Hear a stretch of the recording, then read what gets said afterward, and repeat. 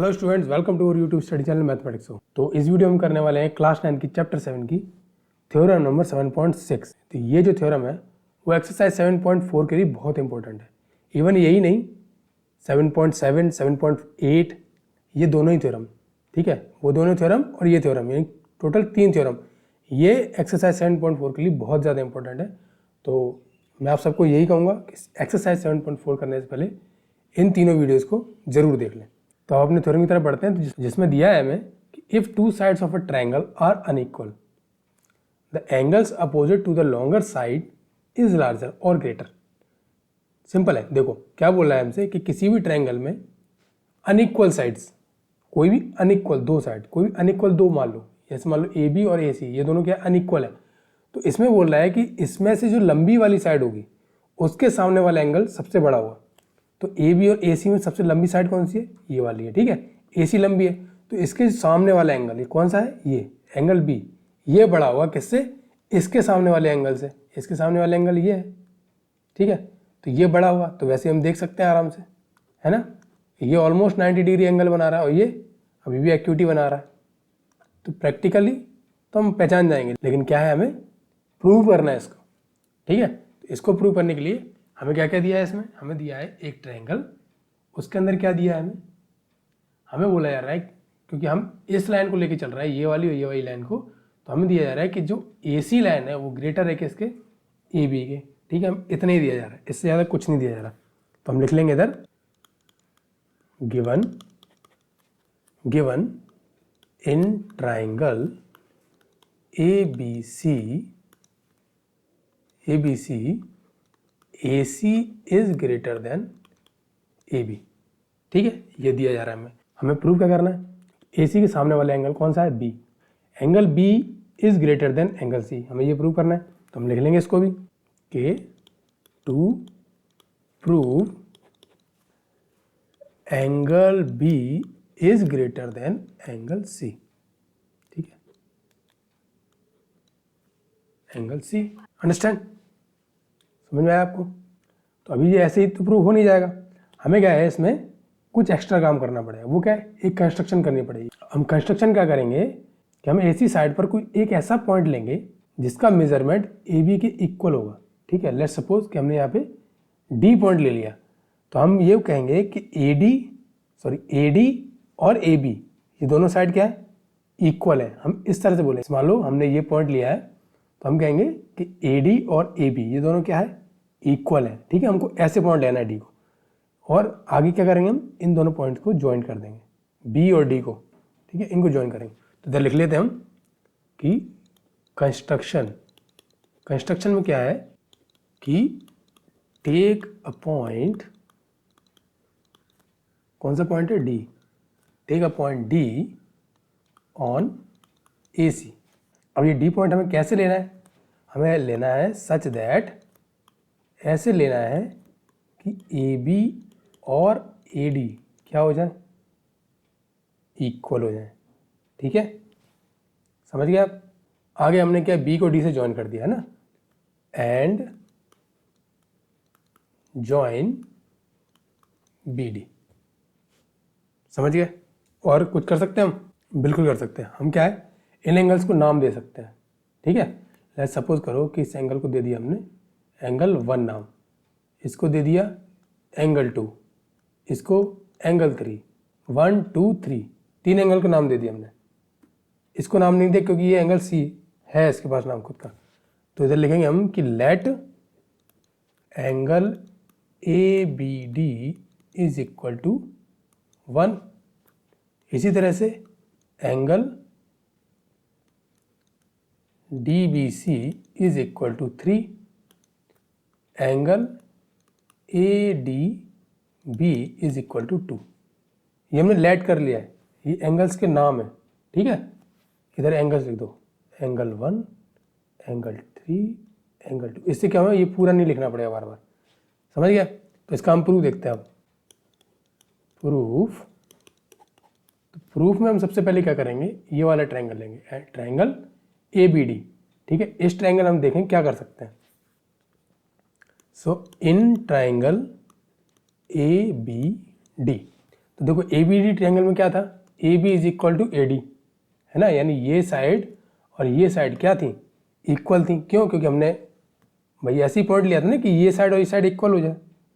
ठीक है, तो हम इसको लिख लेंगे कि in triangle A B is equal to A D. ठीक है, ये कैसे है, ये है बाई कंस्ट्रक्शन। ठीक है, अब क्योंकि ये दोनों साइड इक्वल है तो आइसोसेलेस ट्रायंगल की प्रॉपर्टी के अनुसार इसके सामने वाले एंगल्स भी क्या होने चाहिए, इक्वल होने चाहिए, है ना, ये बोलता है आइसोसेलेस ट्रायंगल। सो इसका मतलब है कि एंगल 1 इक्वल हो जाएगा एंगल 2 के, है ना। तो यहाँ लिखते therefore angle 1 is equal to angle 2। Reason क्या हो जाएगा, इसका रीजन मैं लिख देता हूँ रेड पेन से कि angles opposite to equal sides are equal. ठीक है, इसको हम नाम दे देंगे इक्वेशन 1। ठीक है, इसको हम नाम देंगे इक्वेशन 1। इतना समझ में आया, यानी ये एंगल क्या है, इक्वल है। तो यानी अगर हम इसको 1 नाम दिया है तो इसको भी 1 दे सकते हैं, या इसको 2 दिया है तो इसको भी 2 दे सकते हैं। तो एंगल 1 और 2 क्या है, इक्वल है। ठीक है, आइसोसेलेस ट्रायंगल में। अब हम आएंगे इस वाले ट्रायंगल में, यानी ट्रायंगल BDC। ठीक है, ट्रायंगल BDC में क्या कर सकते हैं, अब देखो, तो यहाँ लिखेंगे हम कि नाउ इन ट्रायंगल BDC, देखो ये BDC ट्रायंगल है, इसमें अगर इस एंगल की मैं बात करता हूँ, ठीक है, ये वाले एंगल की, तो ये कौन सा एंगल है, तो आपने पिछले चैप्टर में पढ़ा था कि कोई ट्रायंगल अगर ऐसे है और ये साइड अगर इंक्रीज कर दी जाती है इस तरह से, तो ये वाला एंगल कौन सा होता है, एक्सटीरियर एंगल। तो भाई यही तो काम कर रहा है इसमें, एंगल 2, ये क्या है, एक्सटीरियर एंगल। और हमने एक प्रॉपर्टी और पढ़ी थी कि एक्सटीरियर एंगल जो होता है वो किसके सम के इक्वल होता है, इंटीरियर अपोजिट एंगल्स के सम के बराबर, पढ़ा था हमने, है ना।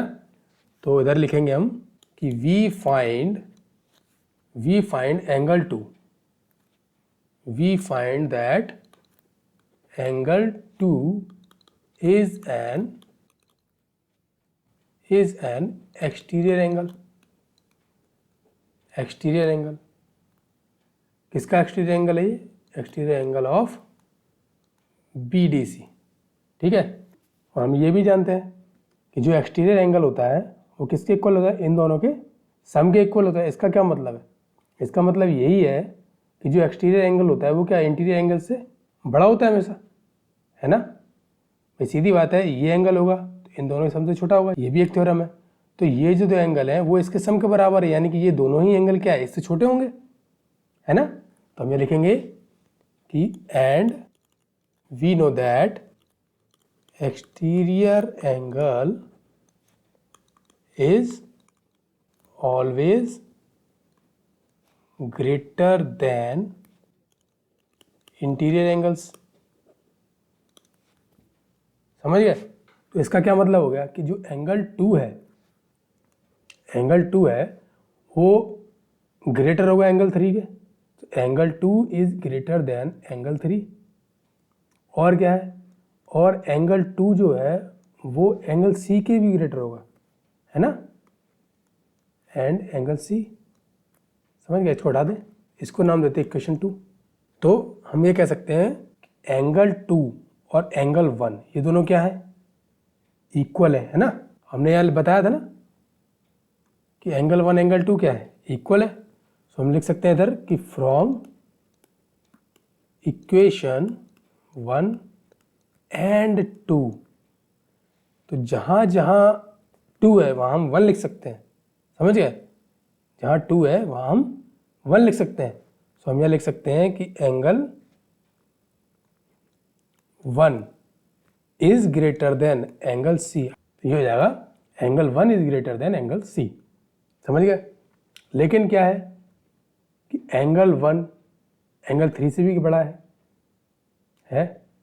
एंगल 1 एंगल 3 से बड़ा है, लेकिन क्या हमारा कोई यूज़ हो रहा है, हमारे प्रूफ में कोई यूज़ नहीं हो रहा है। हाँ, एक तरीका हो सकता है, देखो एंगल B जो है वो कितने पार्ट में डिवाइड है, 2, 1 एंड 3। तो आप देखो एंगल B ये पूरा हो जाएगा, ठीक है, ये पूरा एंगल B हो जाएगा। तो इसको क्या हमने 2 पार्ट में डिवाइड किया था, ये लाइन ड्रॉ करके, है ना, एंगल 1 एंगल 3। तो एंगल 1 एंगल बी से ऑलवेज क्या रहेगा, छोटा रहेगा। क्यों? क्योंकि कोई भी पूरी चीज़ अपने किसी पार्ट से हमेशा बड़ी होती है। चैप्टर 5 में हमने पढ़ा था ये। तो हम क्या लिखेंगे इधर, हम लिखेंगे since angle 1 is a part of angle B, है ना, and we know that the whole is always greater than a part। ठीक है, ये लिखा था the whole is always greater than a part। इसका क्या मतलब होगा, होल क्या हो गया, होल तो हो गया पूरा बी, पार्ट क्या हो गया, पार्ट हो गया 1। इसका मतलब है कि एंगल बी जो है वो बड़ा हो जाएगा एंगल 1 से। और एंगल 1 किससे बड़ा है, एंगल 1 बड़ा है एंगल सी से, है ना।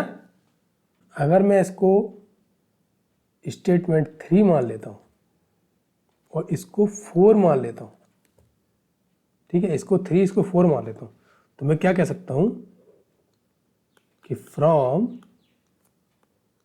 3 and 4, फ्रॉम 3 and 4 हम क्या कह सकते हैं कि एंगल बी जो है वो बड़ा है एंगल 1 से, और एंगल 1 जो है वो बड़ा है एंगल सी से।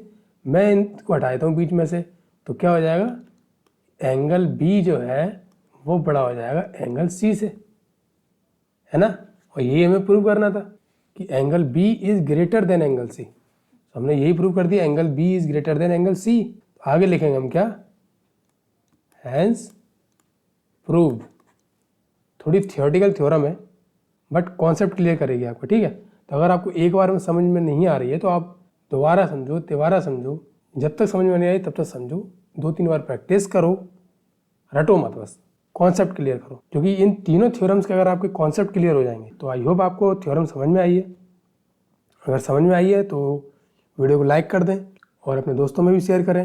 हम मिलते हैं नेक्स्ट वीडियो में, तब तक के लिए बाय बाय, जय हिंद।